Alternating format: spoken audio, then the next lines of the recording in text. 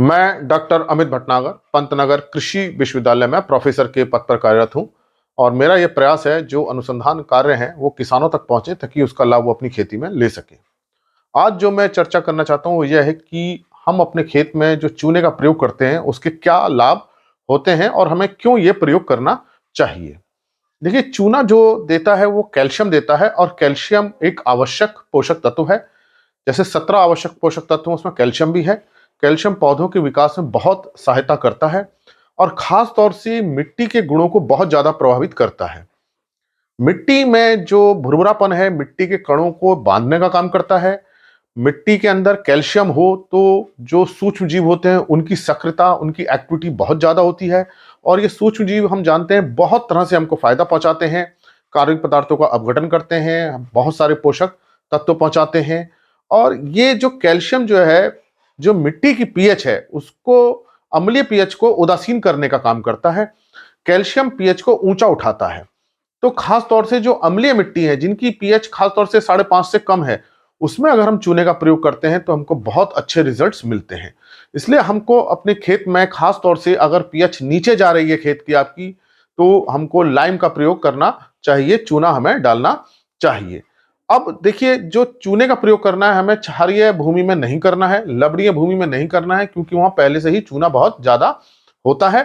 वहां पे हम जिप्सम का प्रयोग करते हैं भूमि को सुधारने के लिए।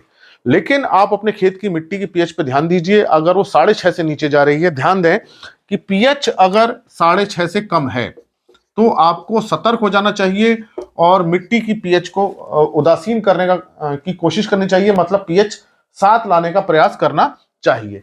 तो अगर आपकी 5 या 5.5 पीएच जा रही है तो बहुत ही खतरनाक स्थिति में पहुंचने लगती है मिट्टी, तो कोशिश ये करें कि 6.5 से आसपास तो आ ही जाए।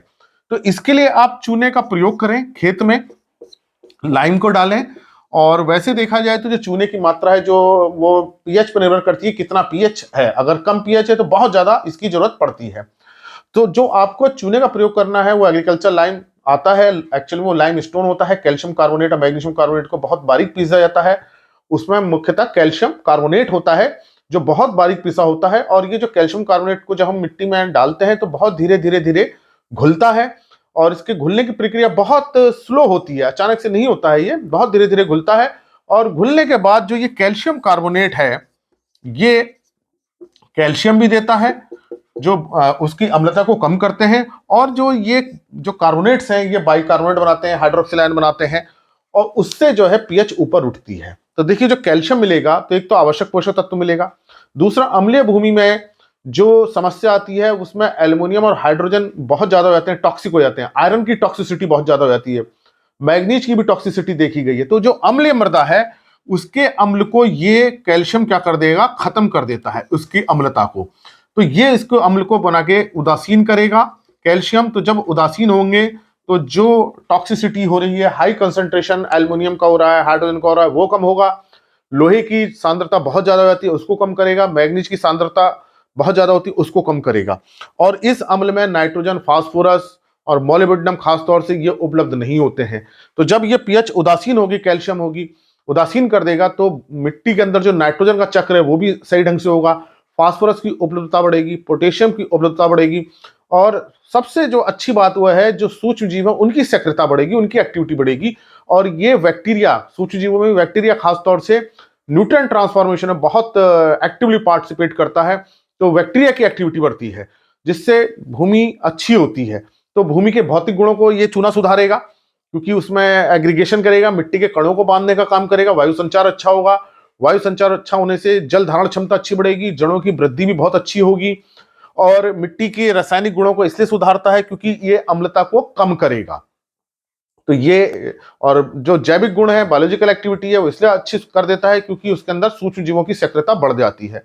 और इस कारण से जो पोषक तत्व हैं वो भी अच्छे मिलते हैं। भूमि की भौतिक दशा अच्छी होने से जल धारण क्षमता, वायु संचार बहुत अच्छा होता है। ओवरऑल जो है सॉइल तो अच्छी होती होती है, जो प्रोडक्शन है वो भी बहुत अच्छा होता है, जड़ों का अच्छा विकास होता है, पौधों की वृद्धि बहुत अच्छी होती है।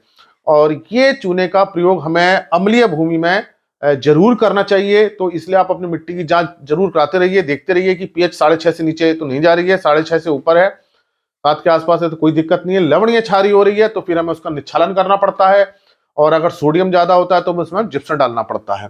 अब बात यह है कि हमें चूना कितना डालना है और कब डालना है। तो देखिए, चूना कब डालना है पहले मैं इस बात पर चर्चा करूंगा।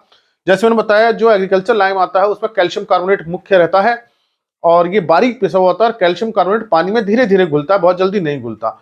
इसका मतलब जो जमीन हमें डालना है तो इसका घुलना भी बहुत जरूरी है, तब ये कैल्शियम निकालेगा, अदरवाइज ये कैल्शियम नहीं निकाल पाएगा। पानी के साथ घुलने पे ही ये कैल्शियम अलग होता है। तो इसका मतलब मिट्टी में नमी अच्छी होनी चाहिए।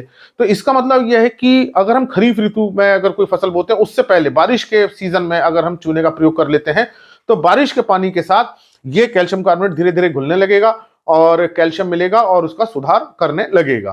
तो आप कोशिश ये कीजिए जो खरीफ सीजन है उसमें आप इसको प्रयोग कीजिए, ताकि खरीफ सीजन में मानसून सीजन की जो बारिश होती है उससे इसका रिएक्शन होने लगे उस पानी से और भूमि को सुधारे।